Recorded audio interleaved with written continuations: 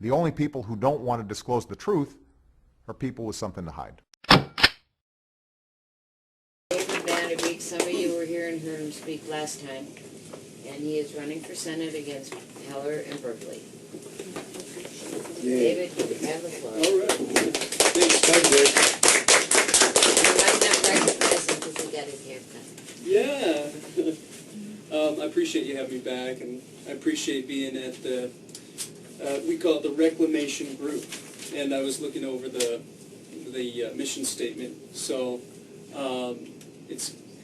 I admire the people in the Republican Party that are sticking with it and working through that. You know, sometimes I feel like I'm speaking to recovering Republicans. I'm not sure what you guys are going to do quite yet. I mean, if it works to stay with it and you can pull it back in, that's great. I mean, if you could pull it back towards the Constitution. I thought it was interesting that, you know, when I had, just talking about appearance for a minute, and this is really important.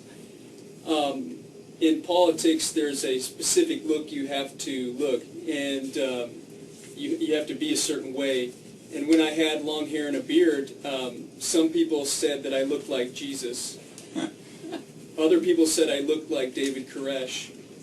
But it wasn't until I looked like Ted Bundy that they would be comfortable voting for me.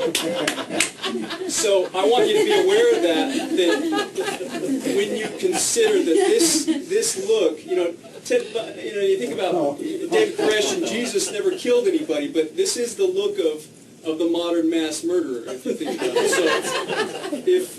So I guess I can rightfully take my place and be voted in now that I have that look. And you should be, you know, that's something we have to realize, that it is this image that if a politician looks so right, they can pretty much get away with anything they want. So consider that.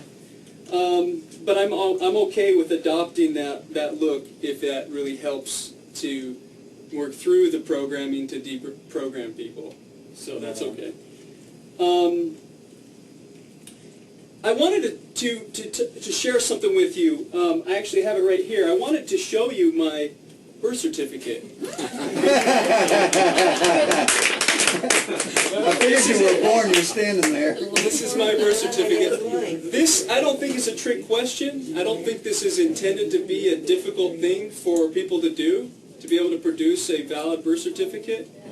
So, and I don't have a problem, and I think that that's a good requirement for people to prove their identity. You know, unfortunately, we have somebody who, as a president, that can't do what I just did, that won't do it, can't or won't.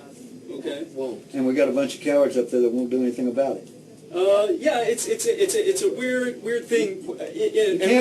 You can't blame him entirely, because you got 545 people up there that are letting him get away with it. Yeah, and so you're curious as to the motivation. So we're going to talk a little bit about that, because on our side of things, we see a lot of different movements, we see different decisions, and our tendency is to wonder about that. Now, another thing I wanted to show you just briefly is that one of the things I said is that I'm a sixth-generation Nevadan, and so you can know exactly who I am and where I come from. Our family history in one line is published, so you can actually trace and know exactly who I am, that I am who I say I am. And I think that's another thing, is we have leaders who conceal. What's that? Did you write that book? No, my mother wrote it. Okay. She's a family historian. Oh, okay. He wrote his own. It. Okay, Yeah. I got you. And got it published. So we've been here a long time. And now moving forward. The only people who don't want to disclose the truth are people with something to hide.